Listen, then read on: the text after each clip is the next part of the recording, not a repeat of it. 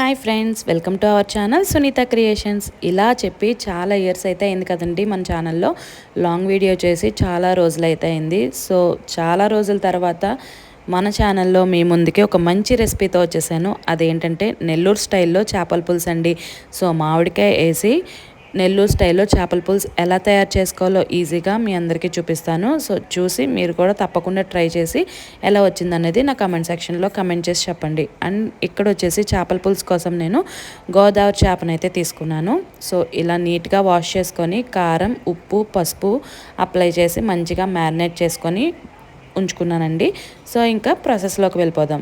So చేపల పులుసు కోసం ముందుగా మనం మసాలా కూడా తయారు చేసుకుని ఉంచుకోవాలి. సో ఒక మిక్సీ జార్లో ధనియాలు, జీలకర్ర అండ్ అల్లం వెల్లుల్లిపాయ పేస్ట్ కూడా వేసుకొని మంచిగా మిక్సీ పట్టుకొని ఇలా పక్కన పెట్టుకోవాలి.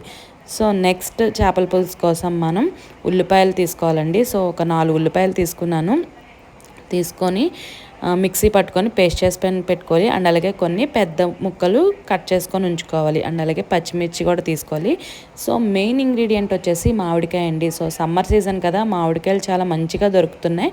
సో తప్పకుండా ట్రై చేయండి అండ్ చాలా చాలా టేస్టీగా ఉంటుంది. అండ్ ఇంకొకటి వచ్చేసి చింతపండు. సో ఇలా నిమ్మ సైజ్ అంత చింతపండు తీసుకొని నానబెట్టుకొని ఉంచుకోవాలి. సో ఇంకా ప్రాసెస్లోకి వెళ్ళిపోదామా. ఒక కడాయి తీసుకొని 3 టేబుల్ స్పూన్స్ వరకు ఆయిల్ యాడ్ చేసుకోవాలి. ఆయిల్ హీట్ అయ్యాక పచ్చిమిర్చి అండ్ అలాగే కొంచెం పెద్దగా కట్ చేసి పెట్టుకున్న ఆనియన్స్ని కూడా యాడ్ చేసుకోవాలి. సో కొంచెం ఫ్రై అయ్యాక ముందుగా మిక్సీ పట్టుకున్న ఆనియన్ పేస్ట్ని కూడా యాడ్ చేసుకొని మంచిగా ఫ్రై చేసుకోవాలి. సో ఇలా ఫ్రై చేసుకున్న తర్వాత ఇందులో కొంచెం కరివేపాకు కూడా యాడ్ చేసుకొని మంచిగా ఫ్రై చేసుకోవాలి. ఇప్పుడు ముందుగా మ్యారినేట్ చేసుకొని పెట్టుకున్న చేప ముక్కలను కూడా ఇందులో యాడ్ చేసుకొని మంచిగా కలుపుకొని ఒక 2 మినిట్స్ అలా మగ్గించాలి. తర్వాత ఇలా పెద్దగా ముక్కలు కోసుకున్న మామిడికాయ ముక్కల్ని యాడ్ చేసుకొని ఒకసారి మంచిగా కలుపుకొని కొంచెం మగ్గిన తర్వాత చింతపండు పులుసుని వేసుకోవాలండి. సో ఇలా వేసుకున్న తర్వాత ముక్కలన్నిటినీ మంచిగా అడ్జస్ట్ చేసి మూత పెట్టుకొని మంచిగా ఉడికించుకోవాలి.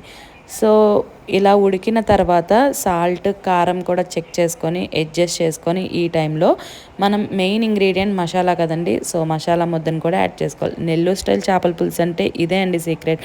మనం ముందు ఫ్రై చేసుకుంటాము ఆయిల్లో, మసాలా అనేది వీళ్ళు పులుసులో వేసుకుంటారు. సో అంతా అయిపోయాక దగ్గర పడుతున్న టైంలో లాస్ట్లో కొంచెం కొత్తిమీర, కరివేపాకు వేసుకొని దించేసుకోవడమే. నెల్లూరు చేపల పులుసు రెడీ.